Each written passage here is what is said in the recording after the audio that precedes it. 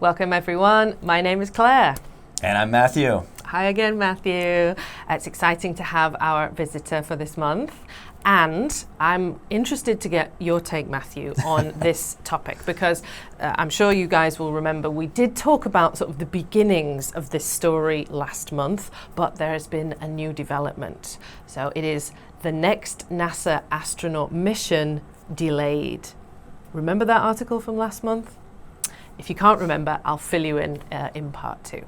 But let's talk about this fantastic topic in general.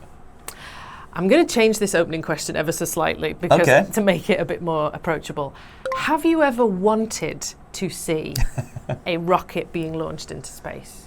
Yeah, I mean, like go to Florida, like the whole NASA. Cape Canaveral, yeah. Mm-hmm. But a lot of people don't know this. In the desert in California, they do launch smaller rockets with satellites and things.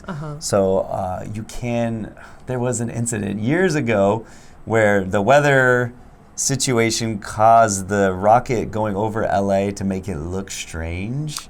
And everyone was freaking out, like, what is that? It was just a rocket launch, but there was something with the clouds and it scattered the light of the rocket. It was something like that, but yeah, I did see that and it was pretty freaky looking.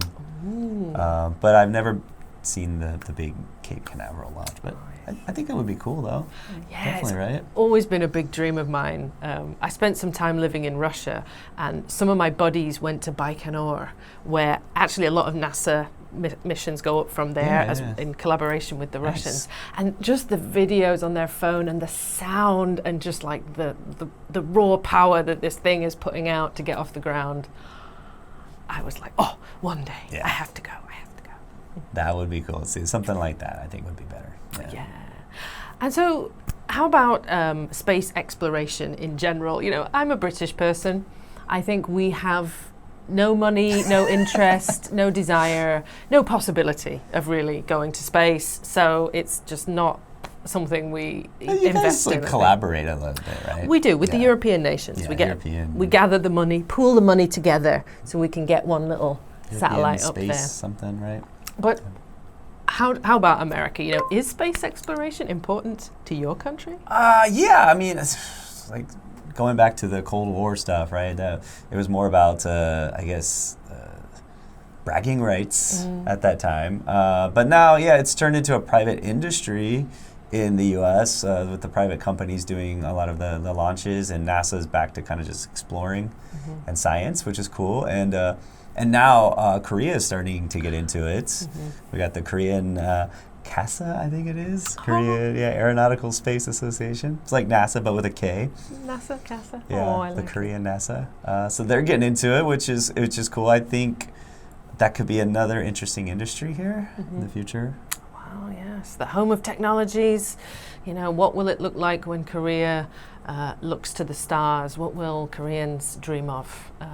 That is different to other nations. Yeah, I think that's definitely a good thing for Korea.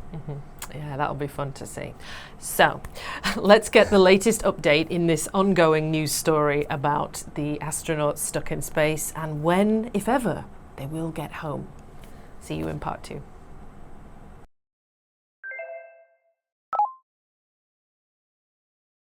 Next NASA astronaut mission delayed. NASA has delayed the SpaceX Crew 9 mission to the International Space Station from August 18 to September 24 to allow more time to address issues with Boeing's Starliner spacecraft, currently docked at the ISS Starliner, which launched its first astronauts in June as part of a test mission, has experienced delays due to propulsion system problems, raising concerns about its safe return. NASA is considering using SpaceX's Crew Dragon capsule to bring Starliner's crew back. Boeing has incurred $1.6 billion in losses on the program since 2016.